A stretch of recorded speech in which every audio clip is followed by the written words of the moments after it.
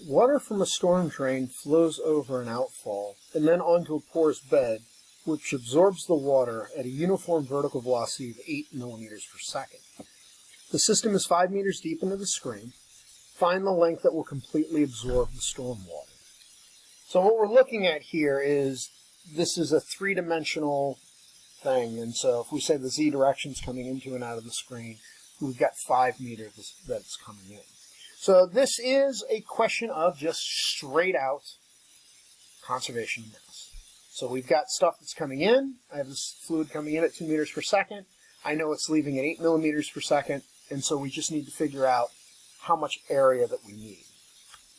So the very first thing we want to do is let us draw our free body diagram. And so first of all, I'm going to draw it right here. Actually, let's make this red so it's a little bit easier to see. Now I'm drawing it right so it crosses the 2 meters per second, but more importantly, we have the initial depth coming in at 40 centimeters. So I know what the depth is at that point, so I can calculate that. I'm drawing this orthogonal to my velocity, and I'm going to draw it here also orthogonal to my velocity coming out, and then the rest of this doesn't matter. And so that's my control volume. Now let's write down what we know. Now I've got, we'll call this where it's coming in, input 1, where it's coming out is 2. So then I know that my velocity at 1 is going to be 2 meters per second. I know my velocity at 2 is going to be 8 millimeters per second. So now I have my two velocities. And let's see, what else do I know? Well, I know what my area at point 1 is, because my area at 1, it's at 40 centimeters depth, or 0.4 meters, times, and it goes 5 meters into the board.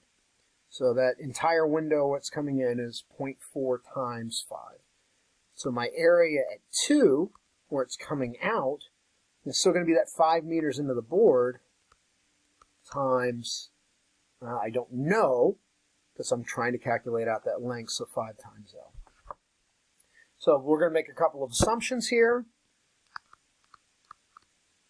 So I'm going to assume that we have a fixed control volume. Why am I making that assumption? There's absolutely nothing in there that needs to move for the control volume. One-dimensional inlets, outlets.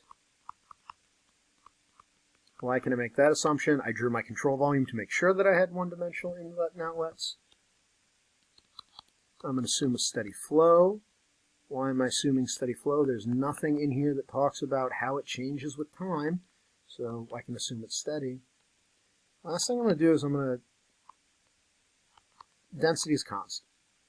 Why am I assuming density is constant? I'm dealing with rainwater.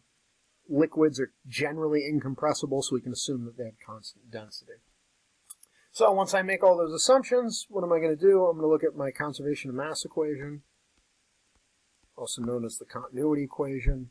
And with all of those assumptions in there, I'm going to be able to say that mass flow in is equal to mass flow out.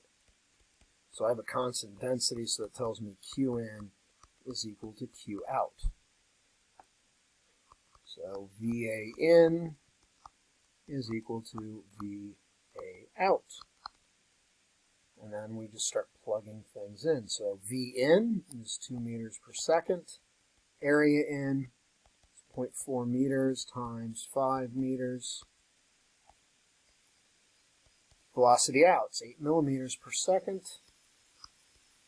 We want to convert that. It shouldn't be 8, that should be an S. We want to convert that. 1 meter is 1,000 millimeters. That'll get us into meters per second. 5 meters times L.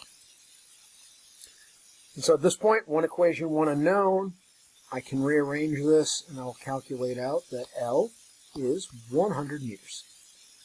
So as long as my porous bed is 100 meters long, I have enough area at 8 millimeters per second to get rid of all the water that's coming in at 2 meters a second over that 40 centimeter depth.